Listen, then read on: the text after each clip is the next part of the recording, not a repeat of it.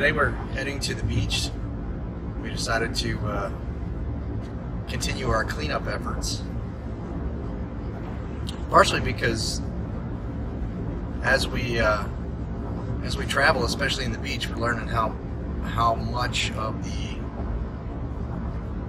big the problem is of trash in the ocean, trash on the beach, and just mainly the use of so many single-use plastics for convenience for us, causing a problem for a lot of the birds and small animals, especially the sea turtles that we saw yesterday. And we knew when we started, or actually when we changed the channel name to Pause and Effect, we wanted to focus on the effect that not only the dogs have on us and rescuing dogs and that whole thing, but just the effect on communities and so on and so forth.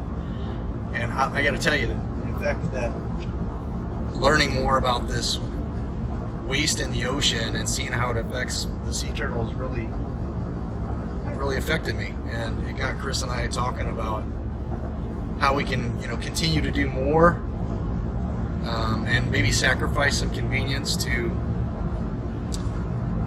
be better stewards of our environment, I guess would be the best way to say it.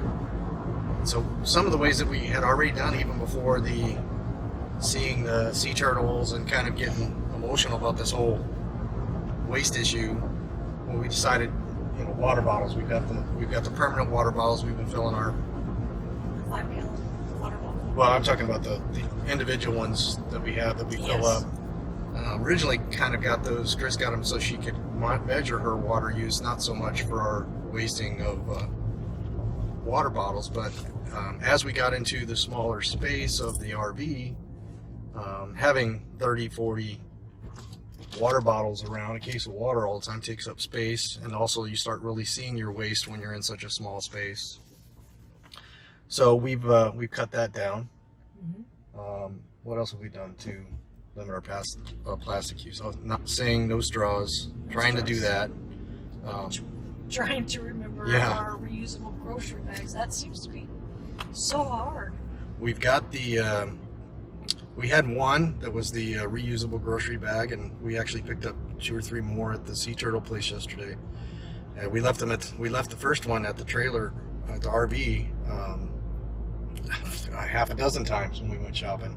We realized it when we got home. So now we're keeping them in the truck. And actually we're on our way to a Walmart or HEB or store now, and we'll see. We'll see if we remember when we go in the store. I've got them right here. All right. Poking me in the arm so I remember. But we're stopping at the farmer's market first. Oh yeah, we're going to the farmer's market today. Is it a farmer's market or a flea market? No, it's farmer's market. Is this it? It is in. Yeah, it's farmer's market. And we're pulling up to the farmer's market right now, and then we're going to grab some food to grill on the beach for lunch, and then we're going to do some beach cleanup, and that will wrap up our weekend. Well, we're gonna.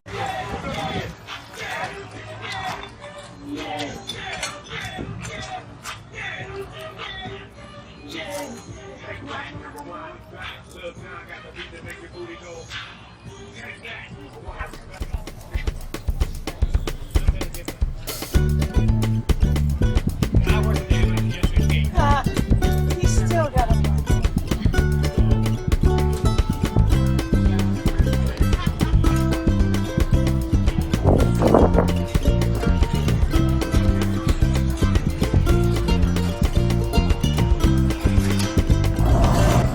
So South Padre Island Drive, when you're in the more city area, I guess it would be the southern end of South Padre, is where most of the business district is. It's mainly like a beach touristy area, so not as laid back as Port Aransas. More like a Daytona Beach, but probably not quite as bad as Daytona Beach as far as touristy. But as you see right now, we're coming to the end of the condos, and as we drive past this last high-rise condo, it basically transitions from civilized, or not civilized, probably isn't, Commercialized. Transitions from commercialized to very primitive. So basically it's just the road, and then on both sides you have the ocean beach on one side, and then you have the kind of the beach and marshlands of the Laguna Madre on the left side. So basically, after these white fences and palm trees, this is pretty much the end of the commercial district of South Padre Island. So what I like about that is that if you want the touristy feel, the restaurants near the beach, and the bar, sit at a bar on the beach and live music and all of that type of stuff, it's right back there in South Padre Island. City limits or commercial area. But once you get past that, it's pretty much just very primitive. And this part here, just to the right, is the beach, the ocean beach. You can't really see the sand, and then to the left is Laguna Madre. North on South Padre Island Drive, towards the end of the island itself, it starts getting really, really primitive. And the sand actually blows across the road. They have to use sand plows. It looks to be daily or nightly to clear the road of sand. The last commercial thing on the island as you're heading north is the Island Adventure Park, which is where we did the horseback ride at sunset.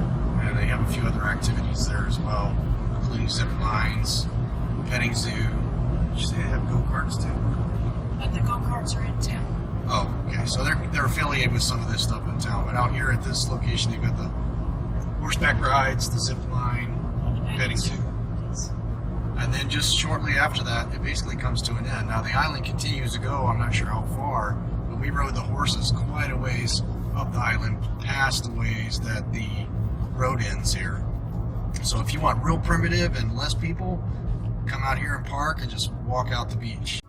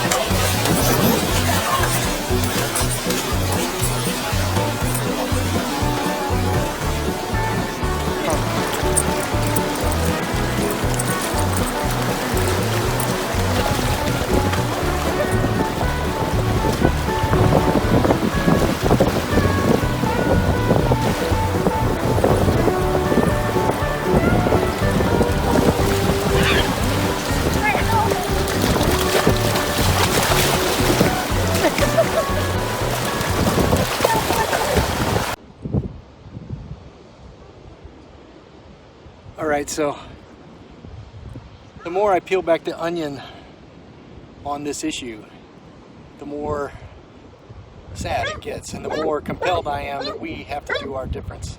We have to do our part to make a difference. In just 15 minutes of Chris and I walking in just this little area in the camera view, we cleaned up 2 full bags of trash, most of which is plastics.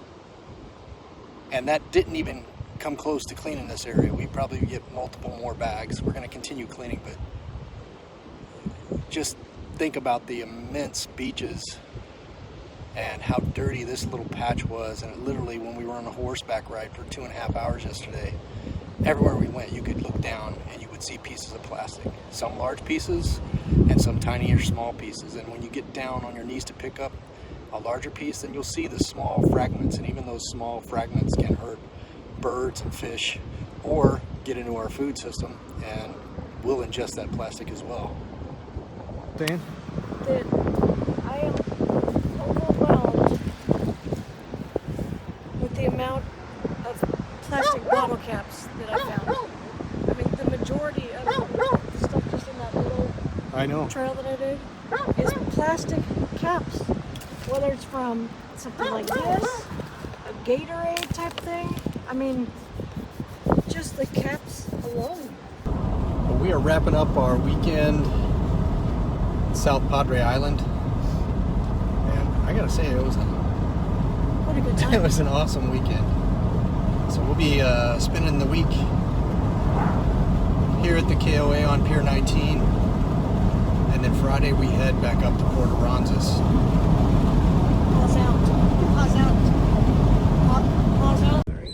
I just mean it like, no, most of the time I'm not going to. Check this. Very nice.